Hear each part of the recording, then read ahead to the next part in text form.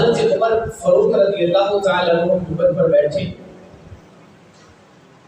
مال آیا، حضرت عمر فاروق رضی اللہ تعالی عنہ نے مدائن کا مال جو ہے وہ صحابہ کرام میں تقسیم کرتا تھا۔ بڑی توجہ والی بات ہے، بڑی توجہ والی بات ہے۔ نبی کریم رؤوف رحیم صلی اللہ علیہ وسلم اس پیارے خلیفہ نے اعلان کیا کہ جس جو جنگ میں شریک تھا وہ سارے آئے اور اپنا اپنا حصہ آ کر لے گئے جائیں۔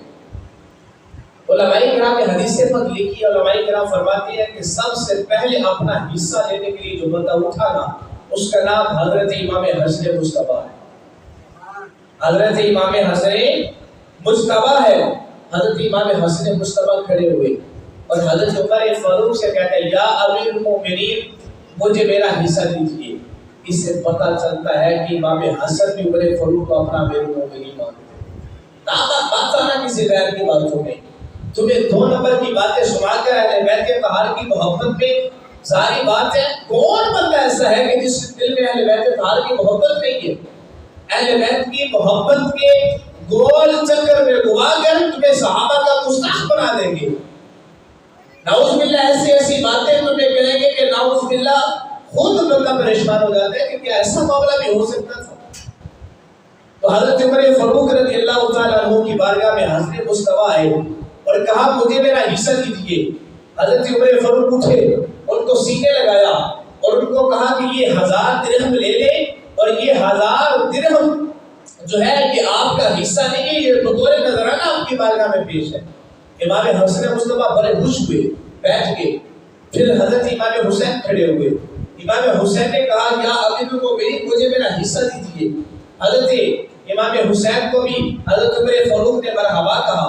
1000 درہم حضرت عمر فاروق نے امام حسین کی بارگاہ میں پیش کیا اور کہا شہزادے یہ آپ کا حصہ نہیں ہے، یہ تو آپ کے لیے بطور نذرانہ ہے، آپ قبول فرمائیں۔ پھر تیسرے نمبر پہ عبداللہ بن عمر اٹھے اور عبداللہ بن عمر کہنے لگے یا بابا جان یا امیر المومنین مجھے میرا حصہ دیجیے۔ حضرت عمر نے سینے سے لگایا اور کہا مرحبا یا ابنی، اے میرے بیٹے مرحبا، یہ تو 500 درہم تمہارا حصہ۔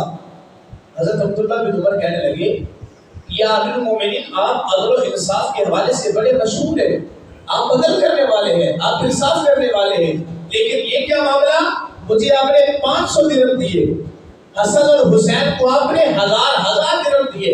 حالانکہ معاملہ یہ تھا کہ میں اس وقت بھی محبوب کریم صلی اللہ علیہ وسلم کے ساتھ جنگیں کرتا رہا ہوں کہ جب حسن اور حسین دونوں چھوٹے تھے، میں اس وقت بھی تلوار اٹھا کر محبوب کریم کے ساتھ کھڑا ہوتا تھا، اس وقت بھی میں نے سرکار کا ساتھ دیا جب یہ حسن اور حسین دونوں چھوٹے تھے، آپ نے انصاف نہیں کیا۔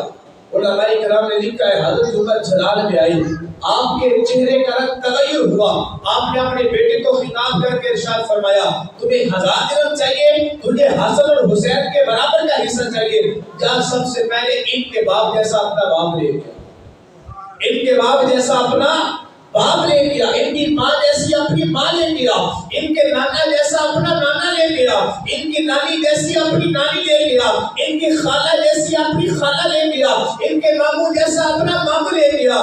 پھر خود ہی کھڑے ہوئے اور حضرت عمر بن خطاب کہنے لگے ہرگز نہیں لا سکتے، ہاں میں بتاتا ہوں ان کی شان کیا ہے، تمہیں نہیں پتا اس کے والد کا نام حضرت علی المرتضیٰ ہے، اس کے باپ کا نام حضرت علی ہے، ان کی ماں کا نام فاطمہ الزہرا ہے، ان کے نانی کا نام جناب محمد مصطفیٰ ہے، ان کی نانی کا نام خدیجہ الکبریٰ ہے، ان کی خالہ کا نام جناب رقیہ ہے، وزینب ہے، ان کے ماموں کا نام ابراہیم ہے۔ تم ہرگز ان کا مقابلہ نہیں کر سکتے کیونکہ اللہ تعالیٰ نے اہل بیت جیسا کائنات میں پیدا ہی کوئی نہیں کیا۔ شان بڑا بڑا ہے۔ جب یہ دونوں شہزادے چلے نا وہاں سے، یہ اپنی شان حضرت عمر کے بارگاہ میں دیکھ کر چلے نا، جب دونوں شہزادے اپنے والد علی کی بارگاہ میں جناب علی رضی اللہ تعالیٰ عنہ کی بارگاہ میں آئے تو بڑے خوش۔ جناب علی نے پوچھا کیا ہوا؟ کہا اگر جیسا معاملہ ہوا، حضرت عمر نے اہل بیت طہار کی وہ شان بیان کی، اپنے بیٹے کو 500 درہم دیے اور ہم کو 1000 درہم دیے اور ہماری شان بھی بیان کی۔ حضرت علی رضی اللہ تعالیٰ عنہ کہتے ہیں کہ خدا کی قسم میں نے رسول اللہ صلی اللہ علیہ وسلم سے سنا ہے العمر سراج اہل الجنہ، حضرت عمر جنت کے سورج ہیں، اللہ تعالیٰ نے جنت میں جو روشنی رکھی ہے وہ عمر کے چہرے کے صدقے